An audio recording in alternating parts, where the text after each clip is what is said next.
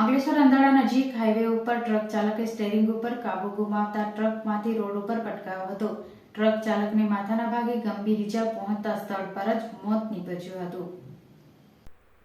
બનાવની વિગત અનુસાર કોડીનાર સોમનાથના રહેવાસી ટ્રક ચાલક ઇમરાન ખાન, સરદાર ખાન પઠાણ, ક્લીનર અલ્તાફ કરીમ હુસેન ફકીર સાથે કલ્યાણ મુંબઈથી વેસ્ટ મટીરીયલ ભરી L&T જાફરાબાદ ખાતે જવા નીકળ્યા હતા.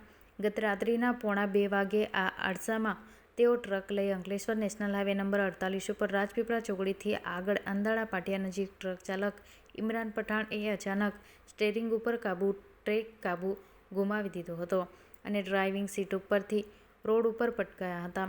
જ્યારે ટ્રક ડ્રાઈવર વગર 20 ફૂટ આગળ જઈને રોડ સાઈડ ખાબકી પલટી મારી જવા પામી હતી. ટ્રકમાં બેઠેલા ક્લીનર અલ્તાફ કરીમ હુસેન ફકીર મહેનતને ટ્રક કેબિનમાંથી બહાર નીકળ્યો હતો. રોડ ઉપર પડી ગયેલા તેના સેટ એવા ટ્રક ચાલક ઇમરાન ખાન, સરદાર ખાન પઠાણ પાસે પહોંચતા ત્યાં તેના માથાના ગંભીર ઈજા જોવા મળી હતી.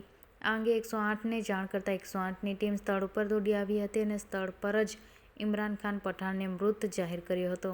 ઘટના અંગે ટ્રક ક્લીનર અલ્તાફ હકીર અને અંકલેશ્વર બી ડિવિઝન પોલીસ મથકે ફરિયાદ આપતા પોલીસે ગુનો નોંધી તપાસ શરૂ કરી હતી. અંતે ઉલ્લેખનીય છે કે ટ્રક ચાલકે અચાનક કેમ સ્ટીયરિંગ ઉપર કાબુ ગુમાવ્યા તેના ઉપર સવાલ ઊભા કરાયા હતા. ઝોકું આવી જતા આમ બન્યું કે પછી ચક્કર આવીને પડી જતા કે પછી હૃદય હુમલો થયો હોવાની આશંકા વ્યક્ત કરાઈ હતી, જેને લઈ પોલીસ દ્વારા પોસ્ટમોર્ટમ રિપોર્ટ નજર રાખી રહી છે.